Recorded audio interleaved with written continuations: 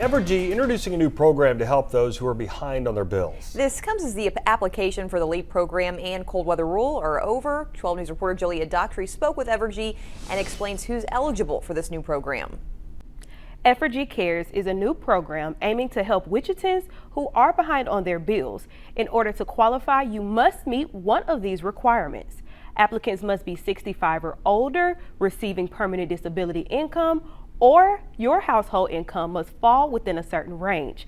I spoke with Kimberly Bailey with Evergy, who says this program helps those who are in need of financial assistance. One benefit of this program is that it does serve customers that under a higher poverty level. So a LEAP is 150%. This serves Kansans that fall below 200%. So this does serve more Kansans. Qualifying Wichitans can make an in-person appointment at Evergy Connection. Appointments are required. For more information, please visit our website and click on the links that we mentioned section.